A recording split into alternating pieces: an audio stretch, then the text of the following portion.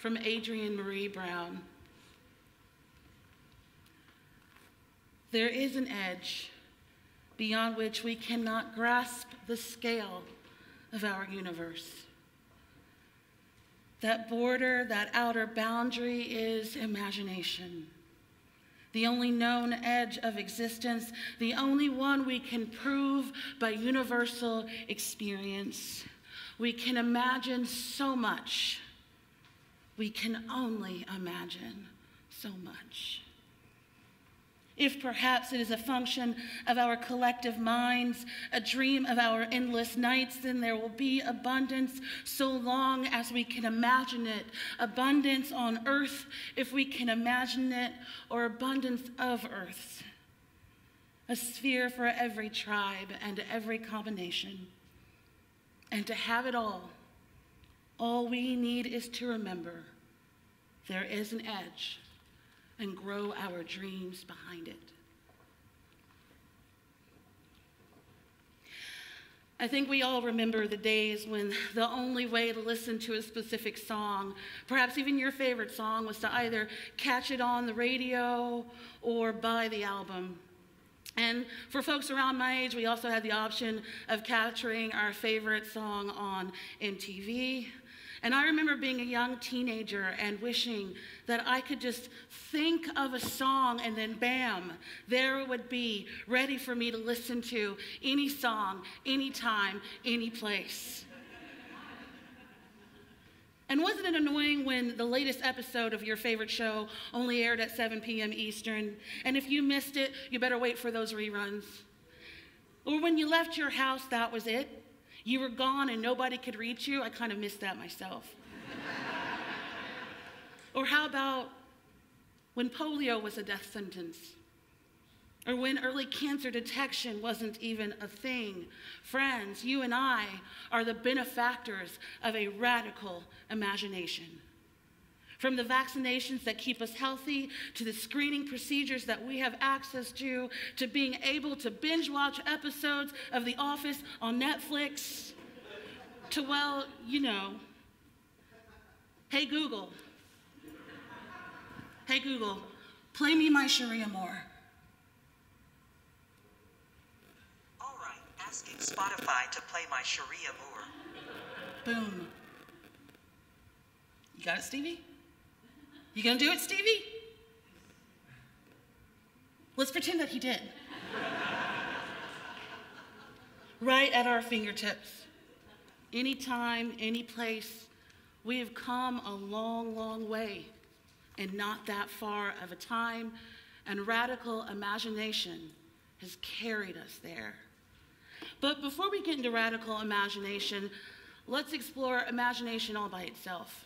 So in my research this week, I came to this equation time and time again. Imagination is need plus desire plus creativity. Need, desire, and creativity. Now, we've all heard the phrase, need is the mother of invention. And from our history books, we know that invention has propelled us into new eras of agriculture and industry, as well as cultural understandings, because what we create and how we use it says more about us than any other philosophy or theology ever really could. Now, my theological identity is that of humanism, and I talk about it a lot up here.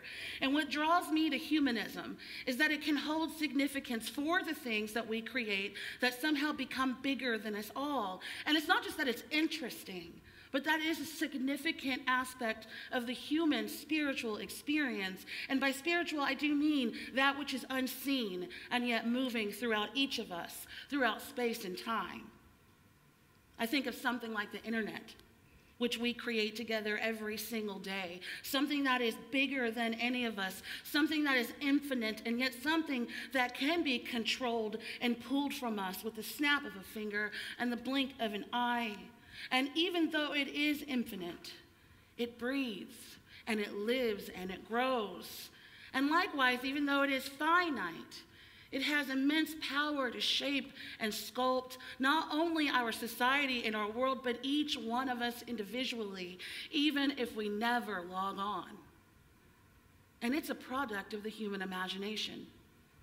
The need, the desire, and the creativity. And even 30 years ago, it wasn't fathomable that we could be so connected, so influenced, so dependent on such a thing. Or, of course, was it? I think you all know where I'm going with this.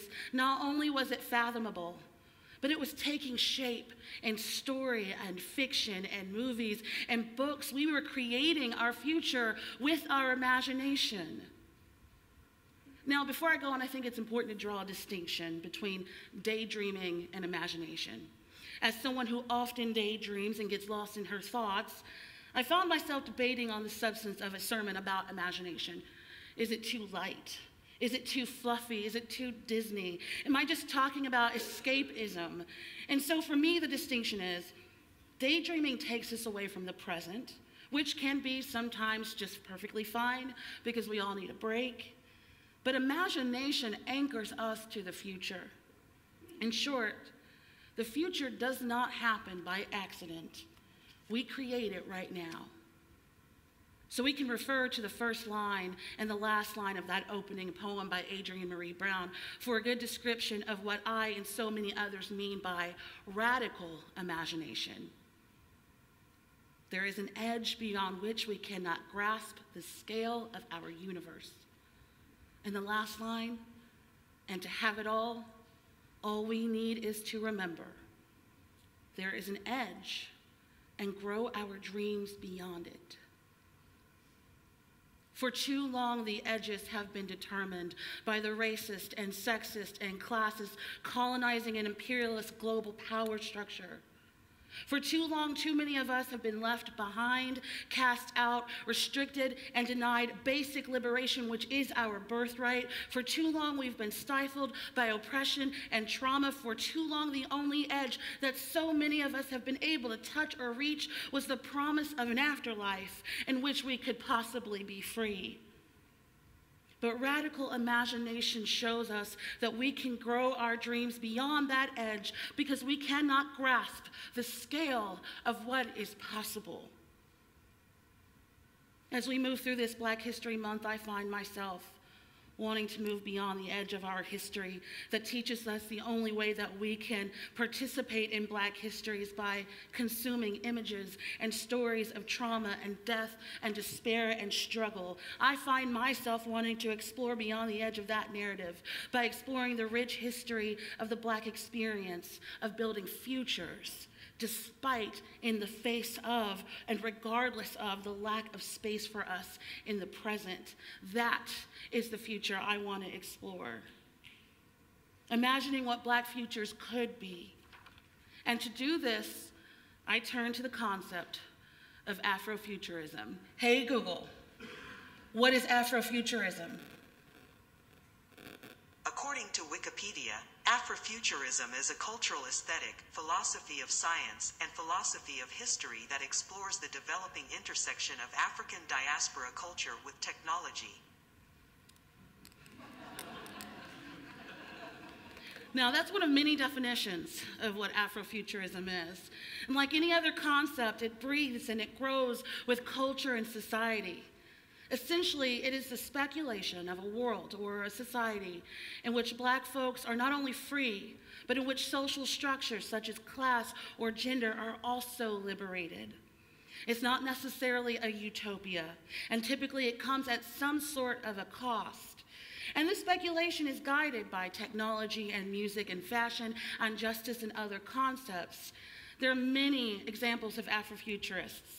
Artists, entertainers, poets, authors, personalities, people who imagined beyond the edge and showed us a different world.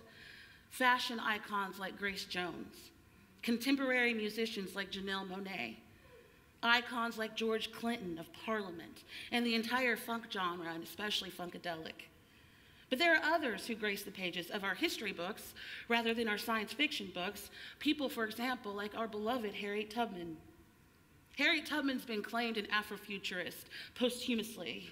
And in the most recent film adaptation of her journey, she's depicted as having dreamlike visions of freedom and of her struggles to get there. And this was possibly the first film or story that depicted her in this light, that showed this other side to the freedom-fighting liberationist. A longing for liberation that was fueled not only by the obvious need, but by vision and imagination and becoming. She dreamed beyond the edges of enslavement and terror. She placed herself in a future free from chains, and in the true Afrofuturist fashion, she found a way to make the technology that kept her oppressed, which in her case was a shotgun. She found a way to use that and make that a crucial instrument in her and her people's liberation. She drew upon the wisdom of the cosmos and the galaxies far, far away to navigate her path to freedom. And she brought others into her vision, creating underground networks as fierce and as advanced as the sophisticated networks of any sci-fi story that any of us could write. Afrofuturism is radical imagination. The freedom land that so many ancestors sang about, that is the crux of so many struggles for liberation. And it's always existed in the radical imagination. Not just the promise of an afterlife, but a knowing that there can be a world beyond the edges of what we already know, and that we can build those worlds, and we can use whatever blueprints that we need to.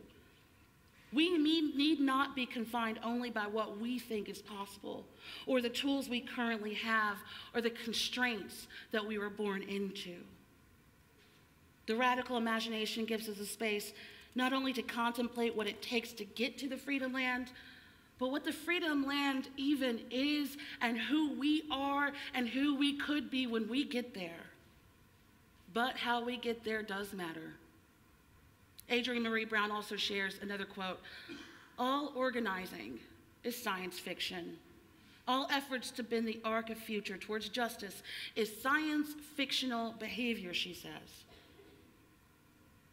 So collective liberation requires us to dream ourselves beyond the edge of racism, beyond the edge of climate chaos, beyond the edge of an extractive economy which places profit over people. It is a radical act of imagination to dream a world into existence in which our lives aren't determined and our countries are not governed by the greed of billionaires, where liberation is not held captive by dollar signs, where food is not gone to waste if it cannot be purchased.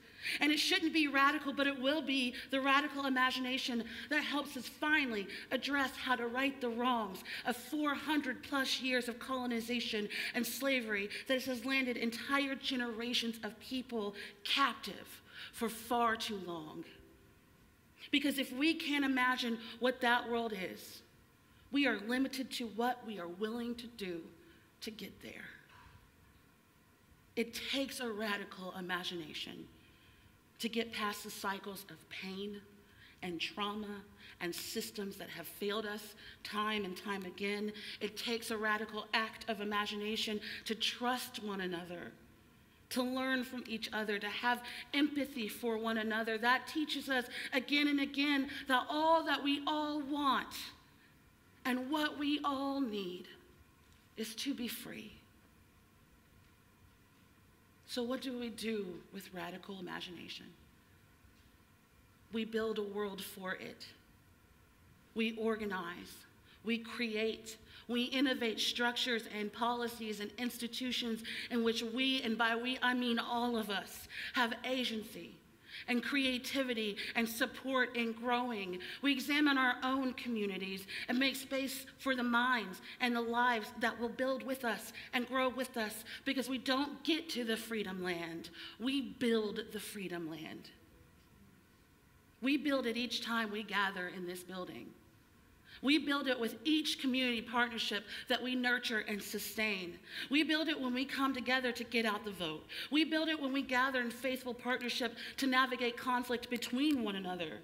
We build it in the midst of our imperfections. And yes, it is messy and it's incredibly chaotic, and it can seem like it'll never become anything, but perhaps that is because it's something beyond the edges of what we know.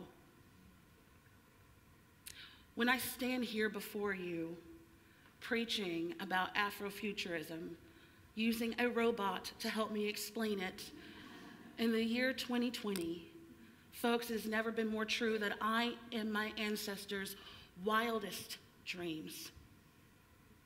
I am the radical imagination personified, living and breathing and messing up and getting it right on Monday just to get it wrong on Wednesday. But I did not happen by accident, and neither did you. There's something about us that was a hope and a dream of those who came before us, a wild imagining. The radical imagining even of Unitarian Universalist forebearers who dreamed of a faith not constrained by dogma. Somewhere where we could bring our whole selves, the radical imagining of the founders of this congregation who dreamed a place to grow hearts and minds and community, and our own imagination of belonging, of purpose. We are the radical imagination. So as we do the work and the labor in these walls and beyond, the labor of our stewardship in this community, the work that we do in the world, the work we do in our families and our relationships, as we strive to build justice-seeking movements and create a world for all of us, we do this knowing that we are pushing the edges of what is possible, that we are building the future that we want to inhabit. So once again, in Adrienne Marie Brown's words, we can imagine so much. We can only imagine so much. If perhaps it is a function of our collective minds, a dream of our endless nights, then there will be abundance so long as we can imagine it. Abundance on earth as we can imagine it, or abundance of earth, a sphere for every tribe and every combination. And to have it all we need is to remember there is an edge and grow our dreams beyond it. May it be so. And hey, Google, thanks. You got it. Blessed be.